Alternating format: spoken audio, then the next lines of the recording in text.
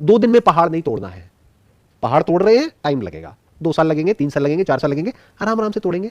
दिन का 2 घंटा, 4 घंटा, 6 घंटा आराम से तोड़ेंगे पहाड़ को। जल्दी क्या है? इस जल्दी की वजह से तो हम स्ट्रेस क्रिएट करते हैं अपने माइंड में। और फिर अगर ये पहाड़ नहीं टूटा 10 दिन में तो पता नहीं क्या हो जाएगा। क्या हो जाएगा? टूट भी गया तो क्या हो जाएगा? ये बेसिक अंडरस्टैंडिंग लाइफ में चाहिए होती है। इनफैक्ट नेचुरल स्टेट के अगर पास रहना है तो आपको मॉडरेटली एक्टिव रहना है लाइफ में हमेशा।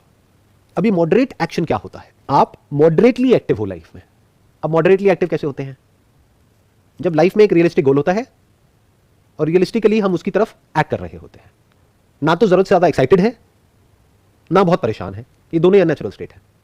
जैसे मैंने आपको बिल्कुल सिंपल एग्जांपल दिया है। अब आपके ऊपर है, आप पहाड़ तोड़ रहे हो या एक पत्थर तोड़ रहे हो। वो पत्थर बड़ा भी हो सकता है, छोटा भी हो सकता है, और बड़ा पहाड़ भी हो सकता है। तो जितना बड़ा आप कुछ करने की कोशिश कर रहे हो, उतना ही आपको ये समझना होगा, उतना टाइम लगेगा, उतना पेशेंस चाहिए, उसी हिसाब से एक्सपेक्टेशंस को सेट करना होगा, उसी हिसाब से स्टेप्स उठाने होंगे। इन अदर वर्ड्स, छोटे छोटे स्टेप्स उठाते चले जाना है सही डायरेक्शन में, और रिलैक्स्ड रहना है। मतलब खाली भी नहीं बैठे रहना है, क्योंकि अगर आप वो हो गए तो फिजिकली मेंटली आप आलसी हो जाओगे। जैसे ही आलसी हो गए तो फिजिकल लेवल पे प्रॉब्लम शुरू हो जाएंगी। जैसे फिजिकल लेवल पे प्रॉब्लम शुरू होगी तो माइंड के लेवल पे प्रॉब्लम शुरू हो जाएगी। तो कामना होनी चाहिए, बट क्या? काम करने की कामना, जिसको निष्काम कर्म बोलते हैं। कर्म कर रहे हो लेकिन उसमें लालच नहीं है। क्यों कर रहे हो? अपनी सेल्फ ग्रोथ के लिए। तो मैंने कैसे रियलिस्टिक बनाया अपनी उस एक्सपेक्टेशन को कि मैं ये जो कर रहा हूं, ये जो नया प्रोजेक्ट, वो इसलिए कर रहा हूं क्योंकि कुछ सीखने को मिल रहा है, इसीलिए वो शुरू किया था। फंडामेंटल्स क्या है कि जब भी कामना आपकी अपने कर्म से हट करके फल की तरफ चली जाती है, यानी जो आउटपुट है उसकी तरफ जरूरत से ज्यादा चली जाती है, अलाइन करने के लिए आपको वो चाहिए और वो फल रियलिस्टिक होना चाहिए। बट एक्चुअल में आपका फोकस कहां होना चाहिए? कर्म पे। उसमें आपको मजा आना चाहिए। और अगर उस पर आपका पूरा फोकस आ गया, फल अपने आप ही अच्छा आएगा। अगर अच्छे से बीज बोओगे, अच्छे से पानी दोगे, अच्छे से उसकी केयर करोगे, तो फल तो अपने आप आ जाएगा। फल की क्यों टेंशन ले रहे हो? तो मैंने भी बात करी, राजसिक शांति नहीं मिल सकती है। क्यों? क्योंकि आपका मैं तो वहीं का वहीं है ना। मैं तो टी शर्ट के साथ में है ना। जब तक आप टी शर्ट हो तब तक आप शांत कैसे हो सकते हो? तब तक आप डिजायर से कैसे फ्री हो सकते हो? तब तक आप फियर से कैसे फ्री हो सकते हो? टी शर्ट फट रही है, टी शर्ट मरने वाली है, ये सब टी शर्ट के लेवल पे है। तो जब हमें आत्मज्ञान हो जाता है तो हम इस सच को देख लेते हैं कि मैं ना पैदा होता हूं ना मैं मरता हूं। मैं सिर्फ यहां नहीं हूं, बल्कि यहां और वहां का कॉन्सेप्ट भी मुझ में है। सब कुछ मुझ में है। मैं समय में नहीं हूं, समय मुझ में है। समय मतलब बदलाव। तो जब इस सब को आप देख लेते हो, तब आपकी जो नेचुरल स्टेट है वो डिजायरलेसनेस होती है। क्योंकि इन्फिनिट में डिजायर नहीं होता है। लेकिन खुद को जानने के बाद भी ये एक और लेयर आ गई। पहले तो करोड़ों में, अरबों में कोई एक होता है जो खुद को एक्चुअल में एक्सपीरियंशियली भी जानता है और नॉलेज वाइज भी जानता है। उसके बाद भी आप भूल तो सकते हो ना। कुछ कर रहे हो तो भूल गए। जहां भूल गए वहीं एंटैंगल्ड हो गए। भूलने का सवाल कब उठता है? जब पहले याद हो। तो आत्मज्ञान होने के बाद भी आप फंस सकते हो इस थॉट की साइकिल में, जब आप भूल जाते हो उस नॉलेज को, जिस नॉलेज को आपने एक्वायर किया है या समझा है। तो आप फिर से भिखारियों की तरह एक्ट करने लग जाते हो। भिखारी मतलब क्या? कि मुझे कुछ चाहिए। इन्फिनिट को क्या चाहिए? अगर आप ही इस यूनिवर्स का सच हो, आप में सिर्फ ये प्लैनेट नहीं है, ये पूरा यूनिवर्स, सारी गैलेक्सीज, सारे प्लैनेट्स, जहां पर भी लाइफ है, सिर्फ यहां थोड़ी है लाइफ। इतने बड़े यूनिवर्स में और भी बहुत सारे प्लैनेट्स हैं जहां पर लाइफ होगी, बस अभी तक हमें पता नहीं है। तो जहां पर भी लाइफ है, जैसी भी लाइफ है, मतलब जो भी कुछ है इस पूरे यूनिवर्स में, वो सब कुछ मुझ में है। अब आपके अंदर क्या डिजायर उठेगा? Because that person is free from life and death. उसको मारने का कोई तरीका नहीं है। वो सब में है और सब उसमें है।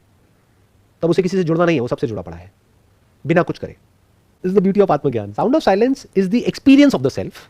जैसे अगर आपको सोफे के बारे में जानना है तो 2 चीजें आ गई ना। एक है understanding about the science behind this, एक है एक्सपीरियंस ऑफ दिस। इसको टच करोगे, देखोगे, फील करोगे। तो जो इसका एक्सपीरियंस है वो नॉलेज से अलग है। एक है एक्सपीरियंस ऑफ वाटर, पानी पीते हो उसका एक एक्सपीरियंस होता है। एक है साइंस ऑफ वाटर। 2 अलग अलग चीजें हैं। जिसको साइंस नहीं भी आती है वाटर की, प्यास तो उसकी भी बुझाता है ना पानी। तो एक है experience of the sound of silence. आपको है इसका एक्सपीरियंस? Yes sir. आप लोगों को है? वो हो गया एक्सपीरियंस ऑफ सत्य। अभी हमने बात करी थी ना सत्संग की। तो अब आप सत्य के संग हो, लेकिन आपको नॉलेज नहीं है, ज्ञान नहीं है। एक है अनुभूति, अनुभूति मतलब एक्सपीरियंस। एक है ज्ञान, ज्ञान नहीं है। आप साउंड ऑफ साइलेंस को तो नहीं भूल सकते एट एन एक्सपीरियंशियल लेवल, क्योंकि वो तो है ही। जैसे एक्सपीरियंस हो गया तो हो गया, राइट। बट कहीं और कुछ कर रहे होगे तो ध्यान कहीं और लग गया तो साउंड ऑफ साइलेंस से ध्यान हट गया, दैट इज ओके। बट एक है knowledge of the sound of silence. Knowledge को हम भूल सकते हैं because knowledge is connected to memory.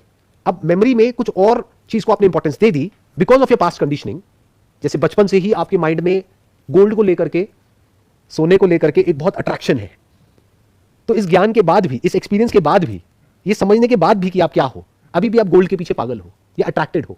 क्यों? Because of your past conditioning. इसको प्रारब्ध कर्म बोलते हैं। कहने के लिए कह सकते हैं कि एक इंटरनल वर्ल्ड है, एक एक्सटर्नल वर्ल्ड है। ये दोनों एक्चुअल में एक ही है, क्योंकि जो इंटरनल होता है वही एक्सटर्नल पे रिफ्लेक्ट होता है, जो एक्सटर्नल में हो रहा होता है वही इंटरनल चल रहा होता है।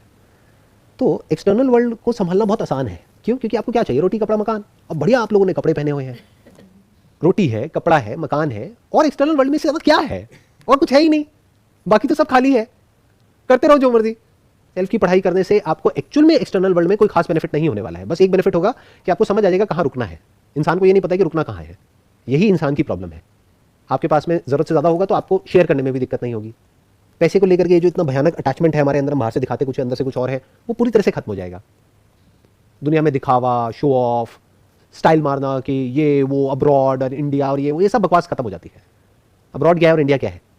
4 दिन जाकर के वहां पे रह लो, तब तक तो ठीक है। ज़्यादा लंबे टाइम तक रहोगे तो आपको वहाँ के भी प्लस माइनस दिखेंगे अगर आप इंटेलिजेंट हो तो, और यहाँ के भी प्लस माइनस दिखेंगे। सेल्फ नॉलेज उन लोगों के लिए नहीं है जिनका पेट नहीं भरा हुआ है, उनको तो अभी काम करना है। ये उन लोगों के लिए है जिनको एक्चुअल में लाइफ में at the level of need कोई प्रॉब्लम नहीं है, बट ग्रीड का कोई अंत नहीं है। अब वहाँ पे सेल्फ नॉलेज का रोल आ जाता है।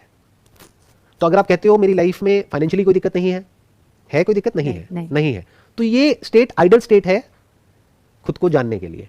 इसके आगे और कुछ नहीं है। बाहर दुनिया में अपने आप को बिजी रखो और दिन का 1-2 घंटा खुद को जानने के ऊपर लगाते रहो। जैसे जैसे खुद को जानते रहोगे, खुद की लेयर हटती रहेंगी, मन शांत होता चला जाएगा। फिर उस शांत मन से इस दुनिया में एक्ट करते रहो। शांत मन से करोगे, खुश होकर के करोगे, तो आसपास भी सब लोग खुश हो जाएंगे। ये दुनिया काम कर रही है खुश होने के लिए। आप काम करोगे क्योंकि आप खुश हो, अपनी उस खुशी को एक्सप्रेस करने के लिए। दोनों में जमीन आसमान का फर्क आ जाएगा।